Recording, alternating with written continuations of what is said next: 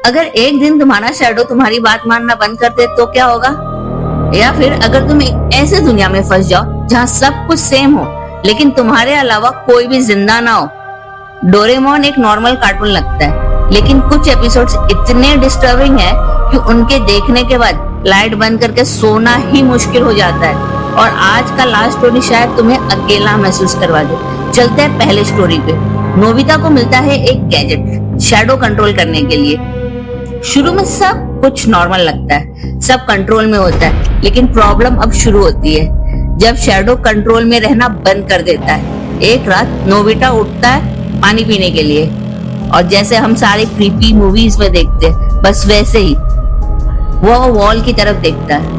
उसे शैडो पहले से वहां खड़ा होता है और वह उसकी मूवमेंट कॉपी कर रहा होता है। फिर सवाल उठता है, अगर ये शैडो मेरा नहीं तो मेरा असली शैडो कहाँ है? डोरेमोन बताता है एक शैडो वर्ल्ड एग्जिस्ट करता है जहाँ शैडोज इंसान बनना चाहते हैं, और नोबिता का शैडो उसे रिप्लेस करने की प्लानिंग कर रहा होता है। एंडिंग में सब नॉर्मल हो जाता है, लेकिन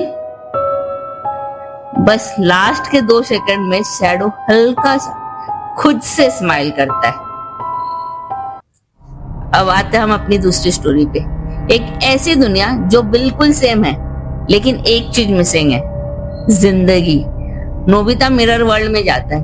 पहले फ्रीडम, कोई रोकने वाला नहीं, लेकिन 10 मिनट बाद साइलेंस इतना हैवी हो जाता है कि उसे अपनी हार्ट बीट सुनाई देने लगती है।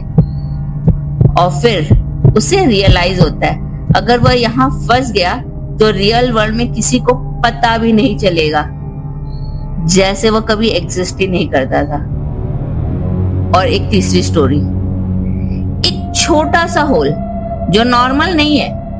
नोबिता अंदर जाता है, पहले एक टनल में, फिर एक और स्पेस, फिर एक और धीरे धीरे उनको समझ आता है ये जगह इनफाइनाइट है।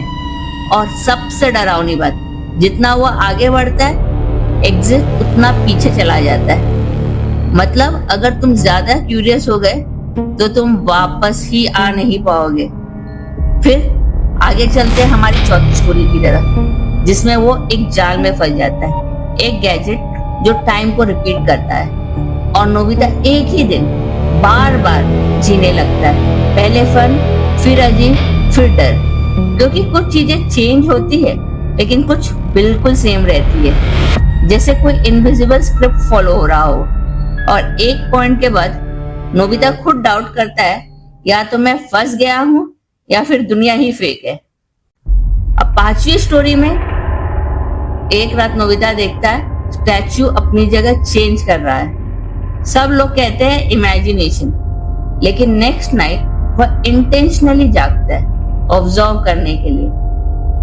रात के 2 बजे, फिर 3 बजे, फिर 3:15 बजते, और तब स्टैचू अपनी गार्डन घुमाता है सीधा नोबिता की तरफ। और सबसे डरावनी बात, वो मूव तब करता है जब तुम ब्लिंक करते हो। अब आती है हमारी 6वीं स्टोरी, एक गैजेट जो कॉपी बनाता है। नोबिता अपना क्लोन बनाता है, लेकिन क्लोन उसकी बात नहीं मानता। वह अपनी लाइफ जीने लगता है, फ्रेंड्स के साथ, स्कूल, घर, और धीरे धीरे लोग कंफ्यूज होने लगते हैं कौन सा असली है। एक मोमेंट आता है जब नोबिता खुद मिरर में देखता है और डाउट करता है शायद मैं ही कॉपी हूं। और ये आखिरी स्टोरी जो शायद सबसे ज्यादा डरावनी है, एक गलती और नोबिता एक अननोन डायमेंशन में फंस जाता है। यह जगह खाली नहीं है, लेकिन कोई दिखता भी नहीं है, जैसे कोई है पर विजिबल नहीं।